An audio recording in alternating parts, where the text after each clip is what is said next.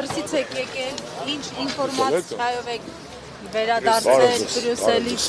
ինչ են ասում Հայաստանի մասին։ Նախ եւ առաջ ուզում եմ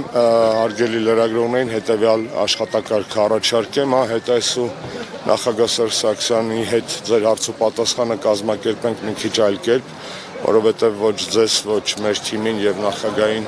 հարմար չի եւ ճիշտ չի քայլելուց հարցերին պատասխանել, երբ որ ոչ ստացվում է լուրջ հարցերին տեղում անդրադառնալ, ոչ էլ թվում է ռուստատեսային կադրն է ճիշտ ստացվում, դրա համար խնդրելու եմ ձեզ նախագահը անպայման կպատասխանի ձեր հարցերին, բայց նիստից հետո 15-20 րոպեվա ընթացքում արդեն նիստից հետո ստատիկ վիճակում խնդրում եմ հնդածս ոչ ձեզ, ոչ մեզ անհարմար վիճակի մեջ չգցեք, համաձայնեք դա բացառիկ բան է, որ ճիշտ չի ստացվում, էլի, եկեք ճիշտ անենք, ամեն անգամ նիստից հետո նախագահը կկանգնի, կպատասխանի ձեր հարցերին 15-20 րոպե եւ հետո կշարժվենք, օքեյ, դա մեր խնդրանքն է, մենք այդպես ենք աշխատելու, խնդրում ենք համագործակցել, ես գիտեմ, որ նաեւ մեր հարգելի օպերատորներին է դա ավելի ձեռնտու, հիմա հարցերին անդրադառնանք, ինչա ձեզ հետաքրքրում,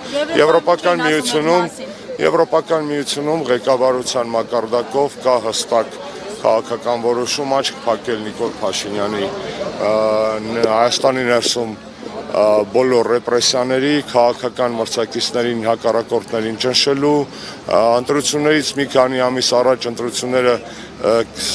կեղծելու գործընթացի վրա ղեկավարության մոտ կա այդ քաղաքական որոշումը, որ Նիկոլ Փաշինյանին տալ կարտ բլանշ, քանի որ նա դրսում ակնհայտ համաձայն է սպասարկել իրեն շահերը, ապա երկրի ներսում ստացել է կարծեք թե ինդուլգենցիա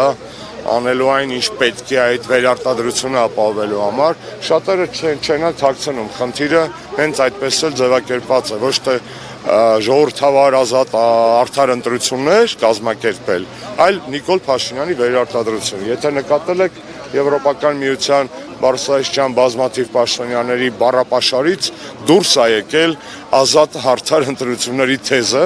այն որ նախկինում ձայնասկավառակի նման խզված պարբերաբար նույն բանն էին ասում, հիմա բացարձակ այդ թեզի վրա չեն կենտրոնանում, որովհետև գիտեն, հեսա դրան էլ անդրադառնանք, այո, շնորհակալ եմ հիշեցնելու համար, որովհետև գիտեն, որ ազատ եւ արդար ընտրություններով Նիկոլ Փաշինյանը երբեք չի ընտրվելու, երբեք։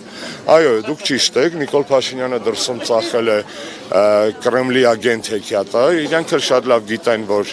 դա հեքիաթ է, որովհետև ես էլ իմ հանդիպումների ժամանակ բառացի ցիտում էի BBC, որին դժվար է մեղադրել պրոռուսական ԶԼՄ լինելու մեջ,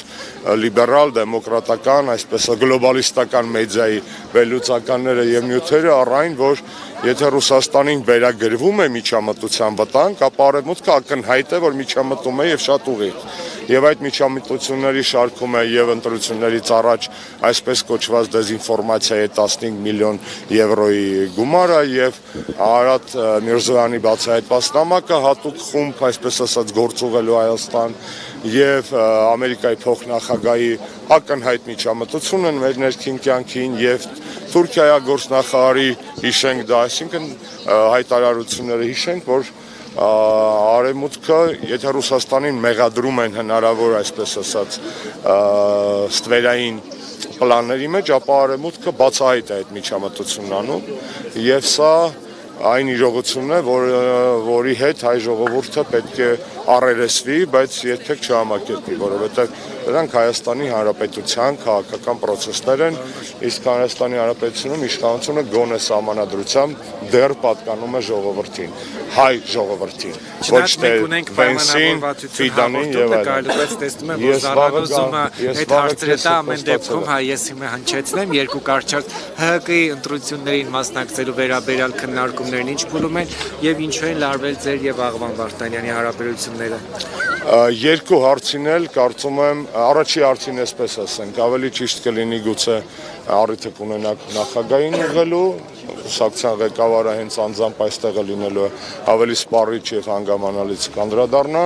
ինչ վերաբերում է ձեր երկրորդ հարցի ձևակերպմանը, ես համաձայն չեմ, որ լարվել են իմ եւ Աղվան Վարդանյանի հարաբերությունները։ Լարվել են մեր քաղաքական թիմերի հարաբերությունները, իմ ու Աղվան Վարդանյանի վերջին փոխհրաձգությունները ոչ թե անձնական կամ անհատական բնույթ ունեն, այլ ակնհայտ է, որ ներընդդիմադիր քաղաքական վերադասավորումների հետևանք են եւ մեզ պարտադրվող անհասկանալի ներընդդիմադիր խժդժության, մեզ պարտադրվող, որտեղ մենք Ինչու պատվերն է կատարել Աղվան Վարդանյանը ըստ ձեր գրառման։ Ես մեղադրանք, որ ինքը պատվեր է կատարել, իրեն չեմ հնչեցրել։ Պատվերով հարցեր պատասխանել։ Ես իմ երեկվա տեքստի մեջ շատ մանրամասն գրել եմ, որ ոչ թե Աղվան Վարդանյանն է բեմադրել այդ ամեն ինչը, այլ բեմադրիչները, իսկ ովքեր են բեմադրիչները թվարկված է իմ տեքստի մեջ։ Ինձ թվում է ուղիղ բանը այն կենթանիներին են էլի ակնարկում ասելով, շատ պարզ գրած է։ Մարդիկ, ովքեր տարիներ շարունակ սնել են մաղձը ՀՀԿ-ի նկատմամբ, ովքեր սեփական քաղաքական անհաջողությունները խոստացված հաղթանակների եւ հաջողությունների դիմաց վերջի տարիներին ստեղծված իրավիճակը որպես քաղաքական նորմա մատուցելը եւ այլն եւ այլն եւ այլն։ Դրա համար ասացի, եթե անհատական եք դիտարկում որևէ անհատական խնդիր, ես Աղվան Վարդանյանի հետ չունեմ, ավելին անգամ հարաբերությունները ջերմ էին միջև այս վերջին զարգացումները, քանի որ դա ներընդդիմադիր քաղաքական զարգացումների թեմա է, կարծում եմ դա էլ կների ինձ նախագահ, հետ էլ թողենք իրեն այդ հարցը տվեք, թող պատասխանի։ Այդ դեպքում պարոն Աշոտյան, կանխատեսված են ընտրությունների արդյունքները ըստ ձեզ, հա, կարող եք այդպես ասել։ Սկսել են կեղծվել ընտրություններից ամիսներ առաջ։ Նրանք կեղծվում են վարչական ռեսուրսի օգտագործմամբ, օրինակ 10,000 դրամով թոշակի բարձրացման խոստումը աբսուրդ է, չէ՞ Ժորժ ջան, տեսեք։ Այս ազգային ժողովը հաստատել է այս կառավարության նոյեմբեր-դեկտեմբեր ամիսներին ներկայացված բյուջեն տես բան չի եղել։ Ակնհայտ է, չէ՞ որ սա պոպուլիզմ է։ Նիկոլի սոցիոլոգները վստահաբար իրեն զեկուցել են, որ քեզ ատում են ոչ միայն երիտասարդները, միջին տարիքի մարդիկ, այլ նաև տարեցները, եւ Նիկոլը որոշել է կներեք բառիս համար ընտրակաշարք բաժանել, որովհետեւ սա պետական մակարդակով ընտրակաշարք է։ Իսկ ընտրակաշարքը ընտրությունները կեղծելու համար է։ Կեղծման այլ օրինակներ եք ուզում, խնդրեմ, ընտրական օրենսգիր փոխել ընտրություններից ամիսներ առաջ, սահմանափակել դիտորդական առաքելությունների գործունեությունը, բանտարկության տակ պահել տասնյակ քաղաքական մրցակիցներին, որոնց մի զգալի մասը ունի քաղաքական կշիռ, օրինակ սրբազանները, օրինակ լրագրողները, ովքեր աշխատում են այդ ուղղությամբ, օրինակ ընդդիմադիր ընտրված քաղաքապետերը, ակնհայտ է, չէ՞ որ դու չես կարող մրցույթը համարել ազնիվ, եթե մրցույթից առաջ դիմացի թիմից ուժեղ խաղացողների ճաշի մեջ կներես լուծողական ես գցում եւ հանում իրենց քաղաքից։ Իրավական գնահատական չպիտի կներեք այս բժշկական։ Շատ ճիշտ եք ասում, ուղղակի այո, իրավական գնահատականները ապավինենք այսպես ասած մասնագիտացված իրենց խիղճը չվաճառած իրավաբանների, որոնք շատ են կարծիքին, իսկ իրավական գնահատական պետք է տարվի առհասարակ իշխանափոխությունից հետո Նիկոլ Փաշինյանի կառավարման տարիներին, սա ակնհայտ փաստ է, որ անպայման պետք է լինի եւ հանրային համերաշխությունը վերականգնելու համար Նիկոլից հետո պարտադիր պայման է տալ իրավաքաղաքական գնահատական Նիկոլի կործանարար կառավարման տարիներին։ Շնորհակալ եմ, նախագահի մասով պայմանավորվեցին, ոտքի վրա խնդրում եմ հարցեր չենք տալիս, դատից հետո անմիջապես նախագահը կպատասխանի ձեր հարցերին, այդ թվում էլ ինչ-որ ինչ հարցերից։